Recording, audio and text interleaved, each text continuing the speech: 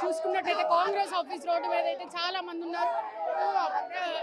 కాంగ్రెస్ అధ్యక్షులు మనతో ఉన్నారు, వాళ్ళతో మాట్లాడే ప్రయత్నం చేద్దాం. సార్, దీన్ని ఎలా చూస్తారు సార్? రాహుల్ గాంధీ గారు చేపట్టిన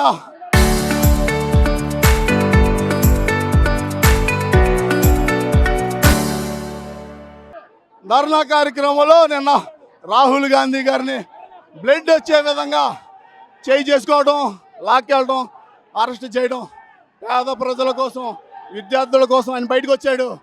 ఆయన్ని గౌరవించకుండా మీరు చేయాల్సిన కార్యక్రమం ఇగోండి, సీసాలు చుడుతున్నారు చూడండి.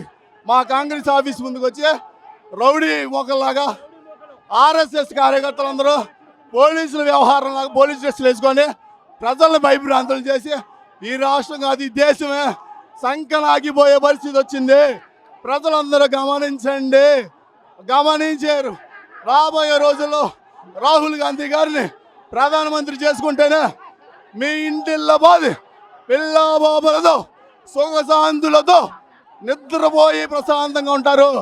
లేదంటే చెట్టుకొకడు పుట్టకొకడు అయిపోతాడు. ఏ కుటుంబం కూడా కలిసి ఉండదు. విద్యార్థులకు, నిరుద్యోగ యువతకు చెప్పేది ఒకటే, శాంతియుతంగా మీరు చేయాలనుకున్న కార్యక్రమాన్ని, ధర్నా కార్యక్రమం అన్ని రాష్ట్రాల్లో, అన్ని జిల్లాలలో మీరు విస్తృత స్థాయిలో ధర్నాలు చేసి మన స్థాయి పెంచుకునే విధంగా వ్యవహరించండి. రౌడీ మోకల్లాగా మనం బిహేవ్ చేయొద్దు. రాహుల్ గాంధీ పిలుపు మేరకు మేము సమన్వయంతో ఉంటున్నాం కాబట్టి చాలా శాంతియుతంగా చేస్తున్నాం.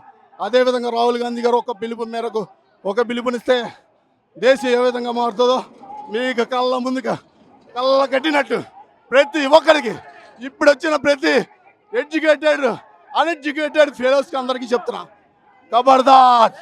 కబడ్దార్ బిడ్డ, చెమడాలు తీస్తాం.